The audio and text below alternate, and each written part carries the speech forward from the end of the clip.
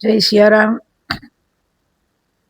દરરોજ આપણે જુદા જુદા વિષય ઉપર જ્યારે વાત લઈએ છીએ ત્યારે આજે જે કાંઈ જગતમાં જે પ્રશ્નો બનતા હોય છે તે એકબીજાની ગેરસમજણથી બનતા હોય છે.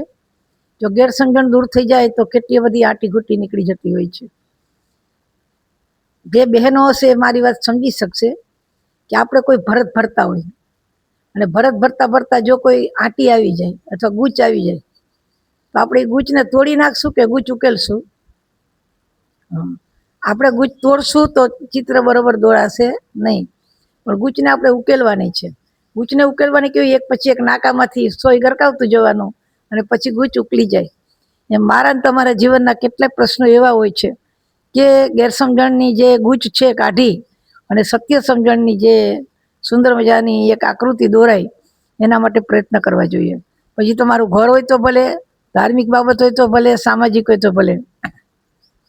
સંતો તરીકેની અમારી સાધુની વ્યાખ્યા ગણવા જાઓ તો સાધુને શું કરવું જોઈએ? સાધુ ફક્ત તમે અમને લાડવા ખવડાવો અને અમે બેસીને ખાઈ રહીએ તો દક્ષિણા આપો અને અમે એ પ્રાપ્ત કરીએ તો એ નથી.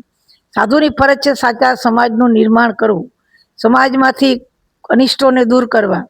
સાધુની ફરજ છે સમાજને એક કરવો.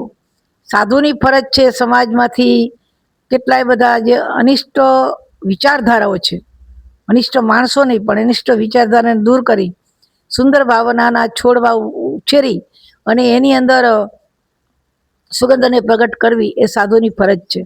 સાધુનો બીજો અર્થ થાય છે ધૂસા.